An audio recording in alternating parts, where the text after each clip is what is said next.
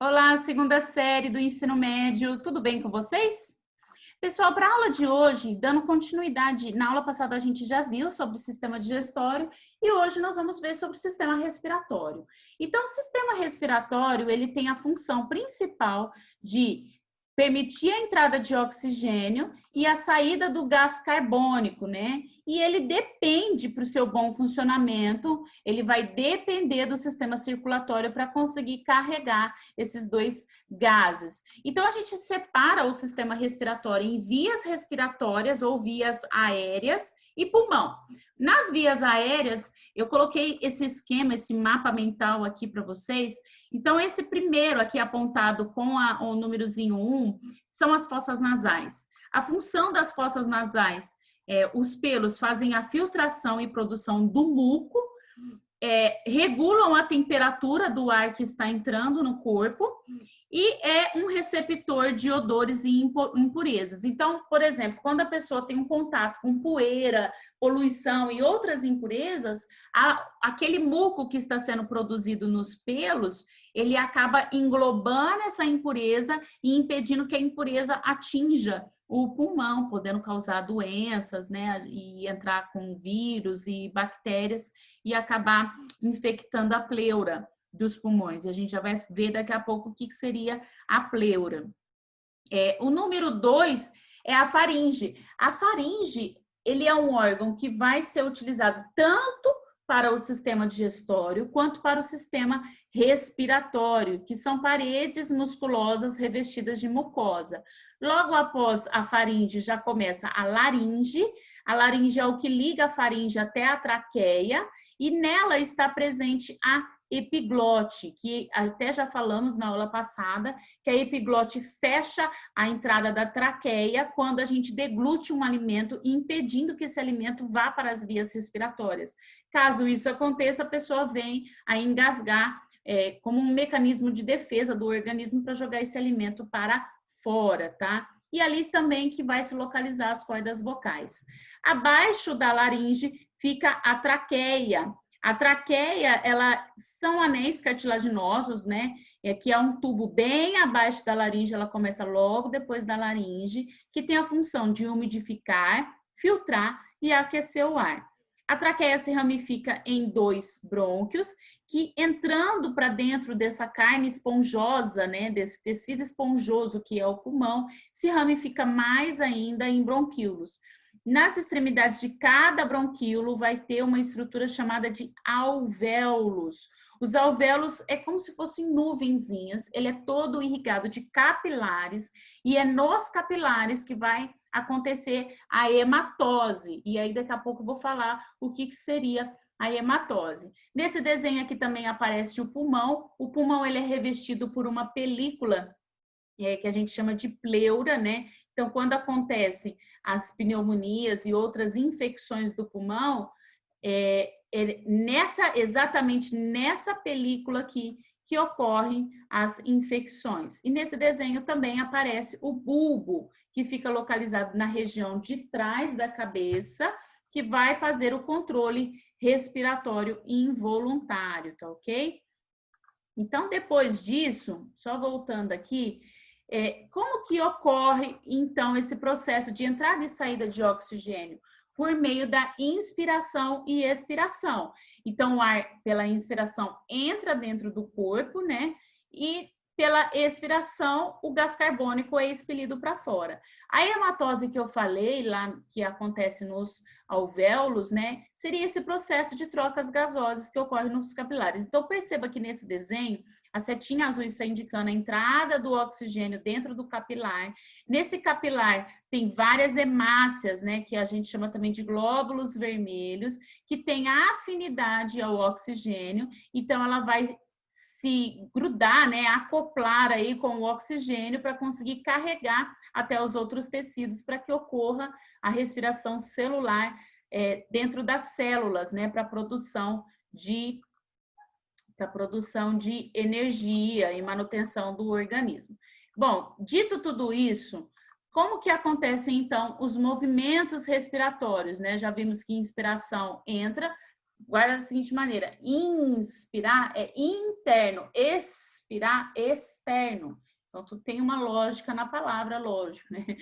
Então, o processo de inspiração, os músculos intercostais, que são esses músculos do nosso tórax, e o diafragma, que é o músculo que faz a separação entre o digestório e o respiratório, eles vão se contrair e o volume da caixa torácica aumenta e a pressão diminui, porque se você aumenta o espaço, cabe mais ar. Então, aumentou o espaço, diminui a pressão, induzindo a entrada de ar. E a expiração acontece o inverso. Os intercostais e o diafragma relaxa, o volume da caixa torácica diminui e aí a pressão aumenta. Olha só que coisa interessante que eu separei aqui para vocês, que é a respeito do soluço. Você já parou para pensar o que seria o soluço? Bom, eu acabei de falar para vocês que nós temos o diafragma que separa o digestório do respiratório. O diafragma é um músculo, então as fibras musculares, imagina que elas são dessa maneira aqui. O diafragma faz esse movimento para cima e para baixo para permitir com que haja maior espaço na caixa torácica, certo?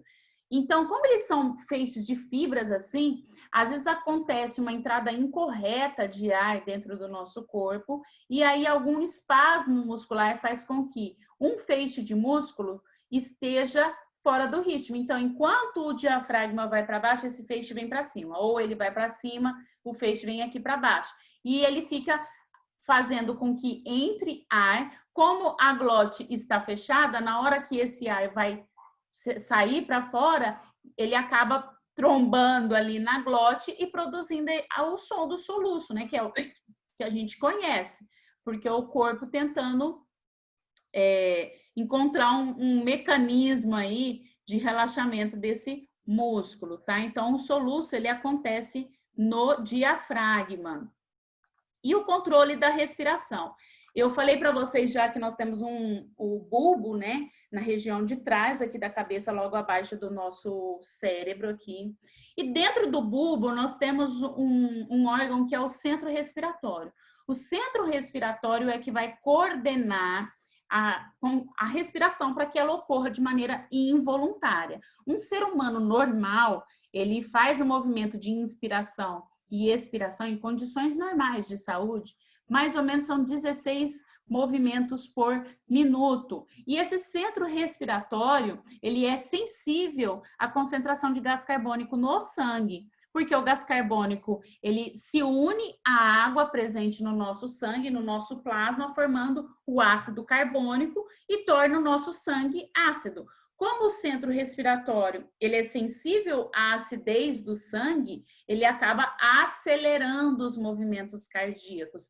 Então, durante um exercício físico, onde ocorre uma maior demanda de oxigênio, se demanda mais oxigênio, ele produz mais gás carbônico lá no processo de respiração celular, lá dentro da sua célula. Então, ele está produzindo mais gás carbônico, esse gás carbônico vai se unindo à água presente do plasma, produzindo o ácido carbônico. E o sangue fica ácido, o nosso centro respiratório identifica essa acidez e acelera o movimento respiratório e, consequentemente, também os movimentos cardíacos, tá? E ele também pode ser inibido. Então, alguns exemplos que pode acontecer da pessoa inibir o movimento respiratório, né? O centro respiratório. Uma overdose acaba diminuindo essa frequência respiratória e a pessoa vem a óbito.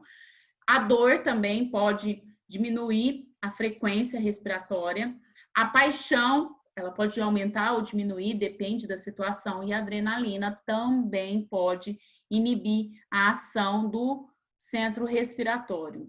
Bom, e como que acontece, então, o transporte desses gases, tá? A gente acabou de falar a respeito do gás carbônico, né, que se une à água, tal, tá, mas como que acontece isso? Dentro das nossas hemácias, nós temos um composto que é a hemoglobina. A hemoglobina, ela tem uma afinidade ao oxigênio, como eu já falei agora há pouco. Só que essa ligação que ocorre entre a hemoglobina e o oxigênio é uma ligação instável e precisa ser instável.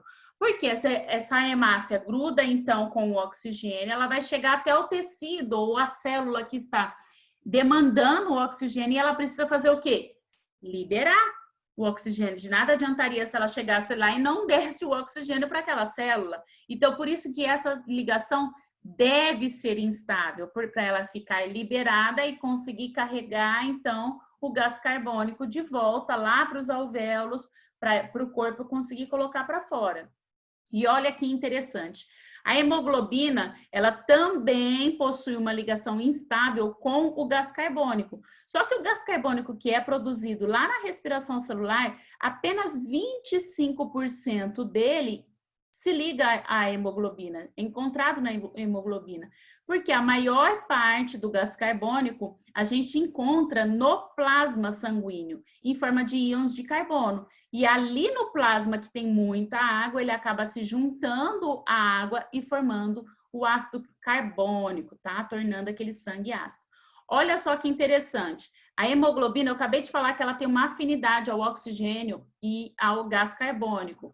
Só que existe um composto que ela tem uma afinidade muitíssimo maior, porque ela faz uma ligação estável, que é o monóxido de carbono.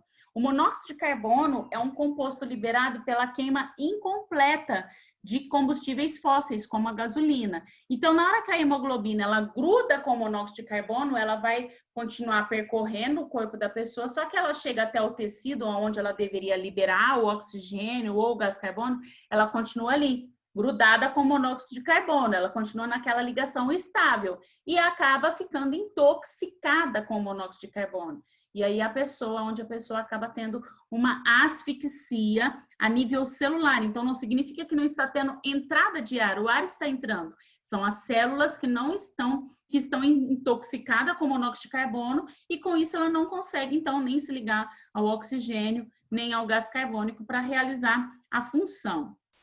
Que é a função dela, certo? Eu separei um exercício aqui para vocês, que é esse exercício 8. Esse exercício 8, ele está na página, deixa eu conferir aqui, na página 17 do livro de vocês. Ele fala o seguinte: durante um exercício físico, ocorre um aumento do metabolismo, acabamos de falar disso, e, consequentemente, aumenta a quantidade de gás carbônico gerado no organismo. Então, lá na célula, se está aumentando ali, a respiração celular aumenta a produção de gás carbônico, ok? Explique por que o aumento de gás carbônico pode aumentar a frequência respiratória. Certo? Se a gente acabou de falar que o gás carbônico, a maior parte dele está no plasma, e ele estando no plasma, ele acaba encontrando muita água, ele se liga a essa água, formando ácido carbônico, o sangue, então, fica ácido. E o nosso centro respiratório é sensível ao pH ácido do sangue. Então, olha só a resposta. O centro respiratório no bulbo é sensível às concentrações de gás carbônico por meio da concentração de pH.